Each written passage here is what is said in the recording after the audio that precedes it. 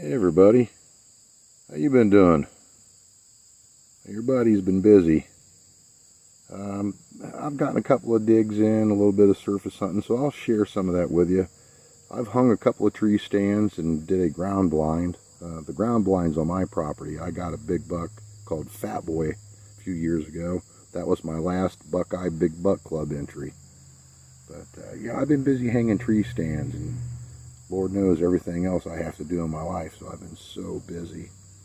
But yeah, I'll share these little bit of activities with you, and if you like it, hit that like button, and if you're a first-time viewer, give me a subscription.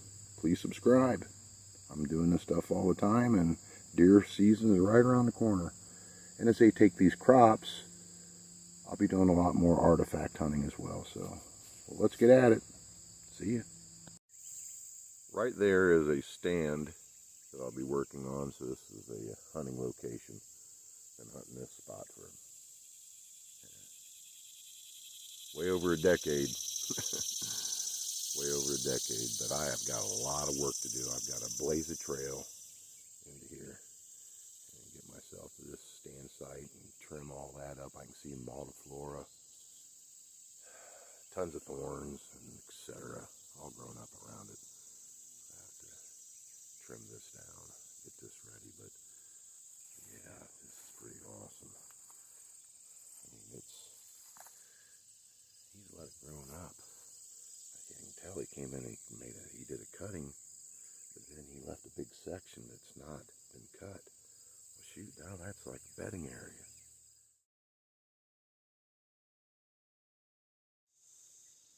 Well, there it is, all tied off, refastened, dialed in, safe to hunt and ready to go. Day one. Day one. Okay, everybody, right there is a thicket. Now, back in like muzzleloader, which is January, I went into here and there was tremendous buck sign and fresh. And I imagine they survived. And there was a good one laying bed in this little spot right here. I'm going to hang a stand right here.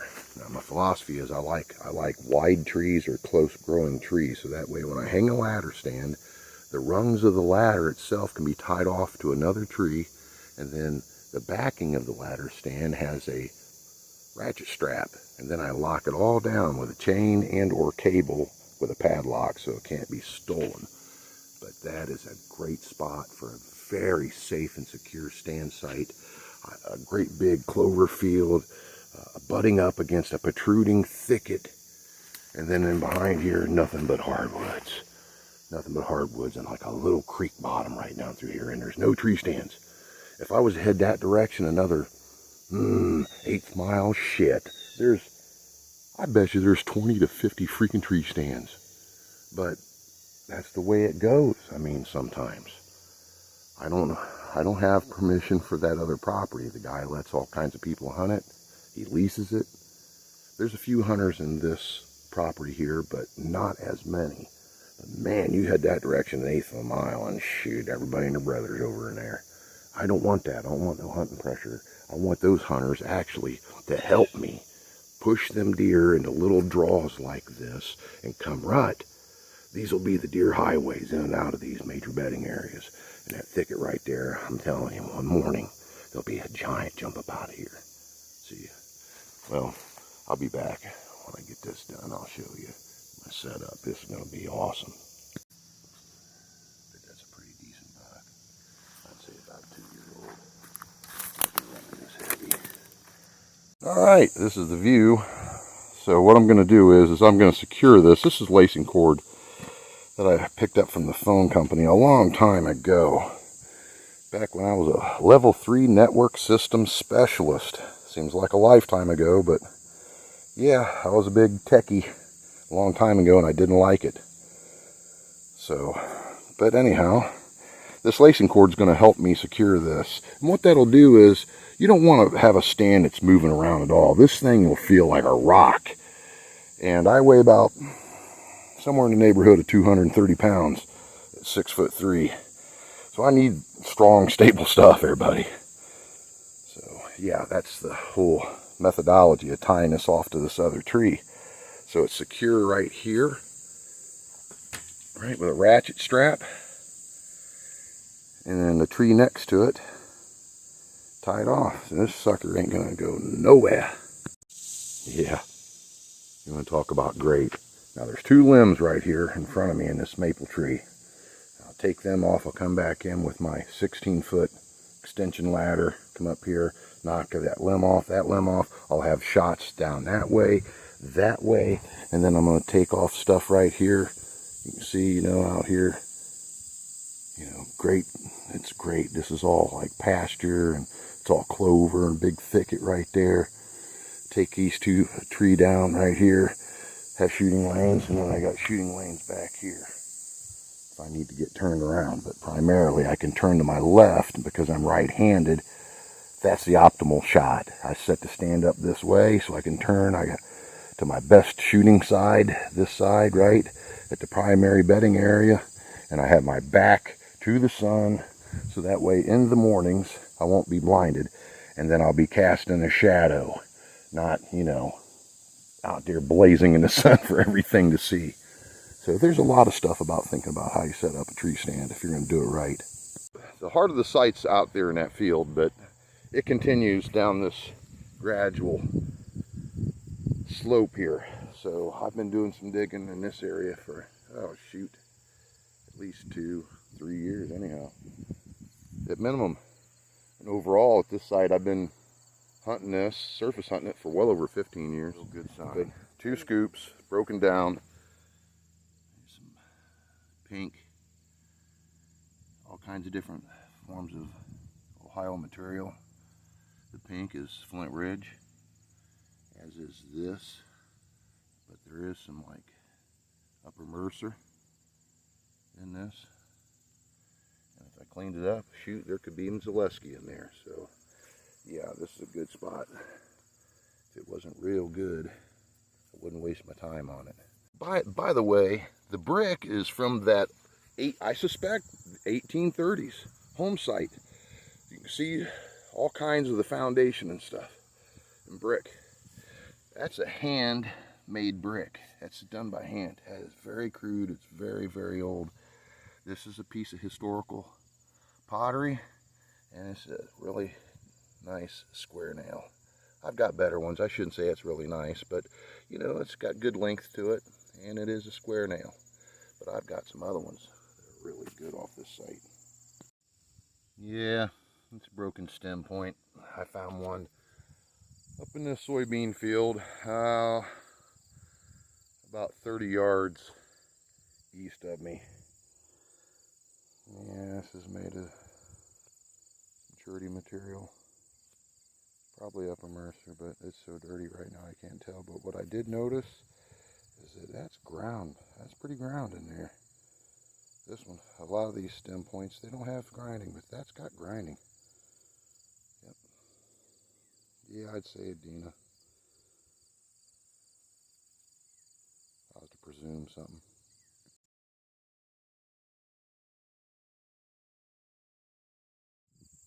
Alright. Not a lot of sun today, but it's made it for some good digging. You can see on the very end of this, look at that needle tip on this little blade, and it's got a usage right there. Like they were cutting with it, cutting something. Could have been flesh or it could have been plant matter. Man, is that some really good stuff. Whew, some great material. I wish it was, the conditions were better. Yeah, it's got. Alrighty, well, I've been working fairly hard. About a half a truckload dirt moved today.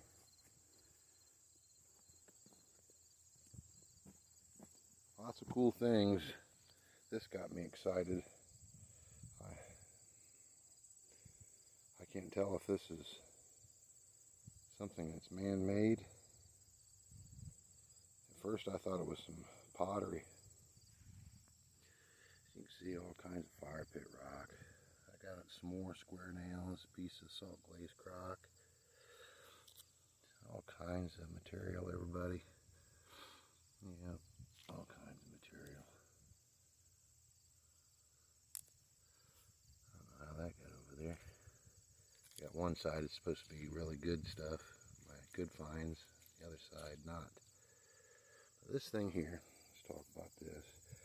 It's like some kind of polishing stone. I mean, it's mirror flat. You can see it's kind of like got an end scraper into it. But I believe this was used for polishing things. And this is the best piece so far today as far as Native American stuff. Check that out.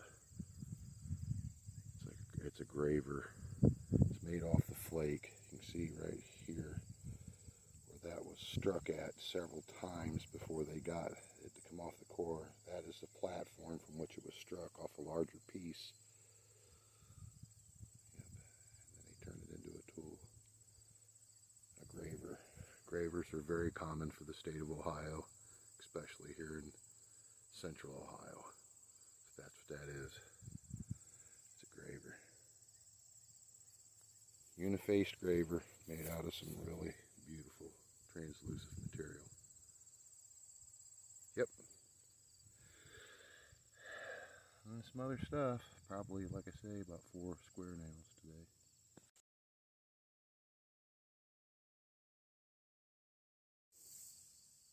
That is a sorry looking freaking crop of soybean. They ruined it. They replanted this and it died again. That's what happens when you spray pure hog manure on fields by the semi-truck loads. So I'm in here looking around a little bit in these areas where the beans have died. Yep, right here at site 1. Man, this is a heartbreaker, isn't it? Jeez. Yeah, that's the back end of a knife. That's just a shame.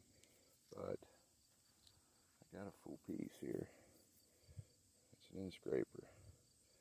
It doesn't have the duckbill shape, as you can see, but that is an end scraper nonetheless. It does have the recurved lip, but it doesn't have the classic duckbill. But a cool tool, and you can see they've worked it on both sides to facilitate hafting. Shafted end scraper. Look at that stuff. All right, nice way to start the day. The tool master does it again. Totally different style. Still a shafted end scraper or tool, but off kilter. Yep. Pretty cool, man. Once again, awesome material. Well, everyone, I'll give you 5 seconds to tell me what that is. I told you I can't go to any of these sites in my area and not find a graver. This one here is made of Upper Mercer. And it's made off the flake. Uniface tool. Wasn't even going to show it, so that's the 3rd tool. But the first one made of Upper Mercer. The other ones were Flint Ridge. All kinds of different things, everybody popping out of there today. But I got a blue Upper Mercer lancet. Little flake blade. Man, this thing's got all kinds of use wear. That's very nice. I love the color. In fact, they really use this a lot. I love that. You can see it. Yep. Little blade. Uniface blade. Lancet. Yeah, that is nice. Alright, see you. The breeze is picking up here. It rained. It run me out of there. So I found a really nice perforator made out of like white pinkish Flint Ridge. But yeah, I'm down in here in the dump digging now. I got a cotton club. This is a flat iron there, buddy. That's a flat iron, what's left of it. Yep. Flat iron. I'll take it home. But yeah, cotton club, lug style. Mustard there. Then I dug up an embossed mustard. Man, it had really great strong embossing all along the bottom of it. But check this out. It's a good license plate. 1948 Ohio. And this little feller, I think on this last dig that I found a clear one. If I didn't find a clear one, it was another green one, but I found them in two different varieties of color, green and, ooh, there's something that snagged my, look, it pulled the handle right off. There's something down in there solid. The heck was that? There's a jar up underneath there, or metal. There's another jar. Like mayonnaise or something like that. Inconsequential. Oh yeah. Looks like it's gonna be full. It's a big one too. It's big size. Ooh, there's a flask or something right there. Yeah, this is loaded with stuff, everybody. Here's pieces of mason jars, all kinds of. I found several broken Cokes already. That's got an unusual Art Deco-ish look to it, doesn't it? These diamonds down the side. I'll set it off to the side. I find lots of stuff I don't keep, everyone. Yeah, a couple of really great shot glasses today. It was broken. That's pretty. It's like gilded around the edge. Yeah, shot glasses. That stinking mustard jar, though, that hurt. Alright. I was hoping that root would have broken free. Alright. We got a full one. But it's in poor shape. Columbus, Ohio. But these vests are embossed around the neck and it's textured. So if the ACL comes off of them, it doesn't matter to me. I mean, I'd love to have it with the ACL real pretty like it is up here on the neck, but yeah, it's going to come off of there. But this is still a nice bottle because it's embossed vests. I love the emerald green color. That's not too bad. Stay on the dig. Check it out.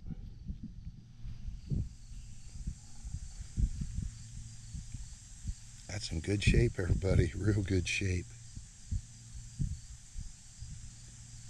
It's still got the straight razors in it. It says Krona. Schick.